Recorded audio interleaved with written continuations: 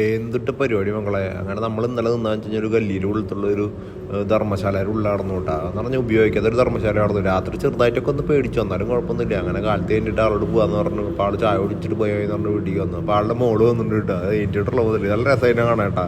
അങ്ങനെ ആളോട് okay bye എന്നൊക്കെ പറഞ്ഞിട്ട് കുട്ടിയോടും താറ്റയൊക്കെ പറഞ്ഞിട്ട് ഞങ്ങൾ അവിടെ നിന്ന് ഇറങ്ങി. അങ്ങനെ പോകും വഴിക്കാൻ ഇന്നലെ പറഞ്ഞാൽ ഇവിടെ ഒരു അമ്പലമുണ്ട്, ഇവിടെ കിടന്നായിരുന്നു. ഈ അമ്പലം കണ്ടപ്പോൾ എൻ്റെ പേടി. ഇന്നലെ ഇതിൻ്റെ ഉള്ളിൽ ഞാൻ കിടന്നു കഴിഞ്ഞാൽ പെട്ടേടുന്നു മക്കളെ. ഈ അമ്പലത്തിൻ്റെ ഒരു കോലം നോക്കി ഇത് അമ്പലമാണത് ശരിക്കും. അങ്ങനെ പോകും വഴിക്കാൻ ഞാൻ സ്കൂളൊക്കെ തുറന്നിട്ട് ഇങ്ങനെ പിള്ളേരിങ്ങനെ പോണ ടൈമാണ്. അപ്പോൾ നല്ല കളക്ഷൻ ഉണ്ടായിരുന്നു. അപ്പോൾ കളക്ഷനൊക്കെ പിടിച്ചിട്ട് ഇങ്ങനെ ആസ്വദിച്ച് ഇങ്ങനെ പോവുകയാണ്. പോകും വഴിക്കാൻ ഇവിടെ കാണാമെന്ന് പറഞ്ഞാൽ ജാതി രസമാണ്. ഇവിടുത്തെ ഗ്രാമങ്ങളൊക്കെ ജാതി രസമാണ്.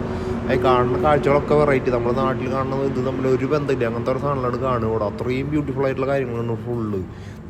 അപ്പോൾ വെറുതെ ഇങ്ങനെ പോകുമ്പോൾ വെറുതെ ഇങ്ങനെ ആസ്വദിച്ചിട്ട് പോകും. അങ്ങനെ വാരണാസികളെ കിലോമീറ്റർ 99 കിലോമീറ്റർ. അപ്പോൾ എനിക്ക് ഉറപ്പായി ഇന്ന് എത്തില്ല എന്നുള്ളത്. അപ്പോൾ ഇന്ന് എവിടെയെങ്കിലും ടെൻ്റ് അടിക്കാനുള്ള പരിപാടി നോക്കുമ്പോഴാണല്ലോ അങ്ങനെ വീണ്ടും 2 കോഴിമുട്ട.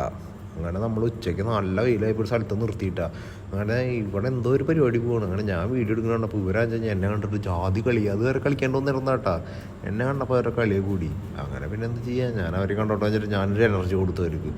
അങ്ങനെ അവിടെ നേരെ വിട്ടു നോക്കുമ്പോൾ കടല. അങ്ങനെ നല്ല കടല മുളപ്പിച്ചൊക്കെ ഉണ്ടായിരുന്നു. അങ്ങനെ കുറേ നാളെ ഇതൊക്കെ കഴിച്ചിട്ട് അങ്ങനെ അതൊക്കെ കഴിച്ചു. ഇതാണെന്ന് വെച്ച് കഴിഞ്ഞാൽ ഇവിടെ കുറേ ഉണ്ട്. ഇതിൻ്റെ പേരും അറിയില്ല. ഇത് എല്ലായിടത്തും പക്ഷെ നമുക്ക് പേടിയില്ല കേട്ടോ തീരെ. അങ്ങനെ ചൂട് സഹിക്കാൻ പറ്റാണ്ട് നമ്മൾ ഐസ്ക്രീം വാങ്ങിച്ചെങ്കിൽ കൂടില്ല. അങ്ങനെ 2 പോലീസുകാർ വന്നു. അവർ പറഞ്ഞു എന്ത് ഹെൽപ്പ് വേണമെങ്കിലും ചെയ്തെന്നൊക്കെ പറഞ്ഞിട്ടാണ് വന്ന് കമ്പനിയാണ്. അങ്ങനെ അവർ പറഞ്ഞു ഇങ്ങനെ കിടക്കണമെന്ന് വെച്ച് കഴിഞ്ഞാൽ അപ്പുറത്തൊരു മന്ദിരമൊക്കെ ഉണ്ടെന്ന് പറഞ്ഞിട്ടൊക്കെയാണ് പോണേ. ഗുരുദ്വാരൊക്കെ ഉണ്ട്, 20 കിലോമീറ്ററിന് എഴുന്ന് പറഞ്ഞു, കിട്ടുമെന്ന് ഉറപ്പില്ല എന്നൊക്കെ പറഞ്ഞു. അങ്ങനെ പോയി നോക്കി നോക്കുന്നു പറഞ്ഞു. ഞാനെന്ന് വെച്ച് കഴിഞ്ഞാൽ വൈകുന്നേരം ആയിട്ട് ഫുൾ ടയർഡാണ്, എനിക്ക് തീരെ വയ്യ. അങ്ങനെ അവരോട് ഞാൻ കാര്യം പറഞ്ഞു. അപ്പോൾ നോക്കി നോക്കുക അല്ലെങ്കിൽ വേറെ എവിടെയെങ്കിലും പെട്രോൾ പമ്പ് ചോദിച്ചു നോക്കുന്നു പറഞ്ഞു. അങ്ങനെ പോകുമ്പോൾ കഴിക്കാൻ ഇതൊക്കെ കണ്ടിട്ട് ഇങ്ങനെ പോവുക.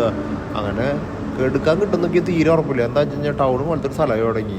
അങ്ങനെ പിന്നെ പെട്ടു എന്നുള്ള അവസ്ഥയായി. ഇപ്പോൾ ഏറ്റവും സമയം കടയിൽ കയറിയിട്ട് ചോദിച്ചപ്പോൾ ആൾ പറഞ്ഞു അവിടെ എവിടെയെങ്കിലും ടെൻ്റ് അടിച്ചു എന്ന് പറഞ്ഞു. ഭാഗ്യം.